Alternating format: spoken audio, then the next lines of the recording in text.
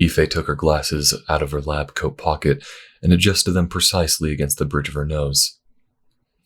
Now, Hunter, what I'd like for you to do is search Mugen's mind here for something he is deeply afraid of, and see if you can manifest it here in this room. The goal here is to not inflict any injury upon anyone in the room. Hunter nodded. Understood. Mugen, Ife said, is to not say a word.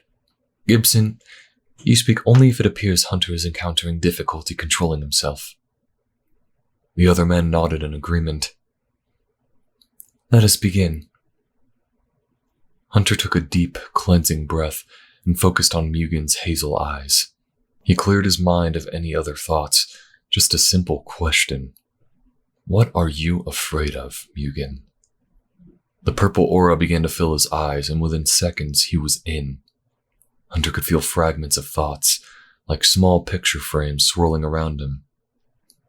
What are you afraid of? After a moment, an answer materialized in his head, fed by Mugen's psyche. What? Hunter said aloud. That can't be right. What's wrong? Ife asked. I see something, but he can't seriously be afraid of that. Ife furrowed a brow, then took a few steps to Mugen's chair. With his eyes glowing purple, caught in Hunter's gaze, she whispered in his ear. Mugen craned his neck to whisper a reply. I see, she said, then went back to her position at the side of the room. Proceed, Ife said reassuringly. Okay, Hunter said. He narrowed his eyes as he imagined how he wanted the scenario to play out. All 4 people in the exam room could see a void of black envelop the boundaries of the room, as Hunter began creating another setting entirely. Marvelous, Ife breathed as she looked around. Mugen let out a choked cry as he saw the blackness surrounding him, unsure of what would come next. With laser focus, Hunter began to create his scene. Like panels of grid being filled in, the black void was replaced by a very similar-looking room. White walls, tiled floors, but around them, metal gondolas. Store shelving lined with products. They were now in a store. A sign hanging above them read Aisle 6, travel size, makeup, cotton. Mugen whimpered.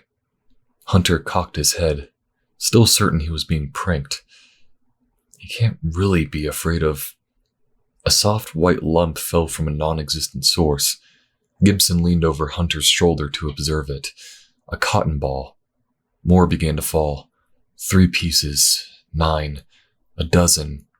The floor between Mugen and Hunter began to accumulate a pile of cotton balls in the middle of a bizarre snowdrift. Ife looked at her instrument panels. Mugen's heart rate began to skyrocket.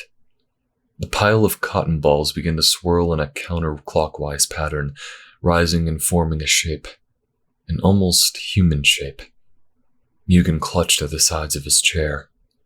This is absurd, Hunter thought as he absorbed more of Mugen's memory of this nightmare coming to life. But if this is what he's really afraid of, might as well go for the full freakout. Don't worry, Chester, Hunter said aloud, his voice cartoonish and deep. It's just your friend, Mr. Fluffy Soft. The pile of cotton balls began to inflate itself, its shape becoming more well-defined, blue glassy eyes forming in the head, along with a nose and a wide, tooth-filled mouth. It was the mascot of some obscure brand of cotton, Hunter recognized, from commercials that played non-stop on cable TV. Give me a hug, Hunter/Mr. Fluffy Soft said, as the cotton monster lumbered towards Mugen, who was scrambling in his chair, his legs pumping as if trying to run away, but he seemed fixed to the spot. Give us a snuggle. Gibson leaned to Hunter's side. Start to pull it back, young one, he said, an eye arched curiously as he observed the weird scene unfolding. Hunter was feeling a tingling sensation throughout his body as he watched Mugen writhe and whimper under the incoming visage of a giant cotton man. I'm having trouble disengaging, he said. Gibson murmured into Hunter's right ear, perhaps a little closer than what was necessary. Just think of something else you'd rather be doing than this. The sensation of Gibson's proximity to his earlobe was certainly a distraction for Hunter. Kai knows how I melt when he whispers to me, like Gibson just did. He thought, I wonder if Gibson picked up on that too. It was enough to break his concentration. The purple aura went away. Seconds later, the cotton balls, the pharmacy aisle, and most importantly for Mugen, the giant cuddly cotton mascot, dissipated from view. We all saw that, right? Mugen asked in between panicked gulps of air. The remaining three nodded in unison. Sidonglobophobia, Dr. Ife noted aloud. The fear of cotton, or specifically in this case, cotton balls. Well done, everyone.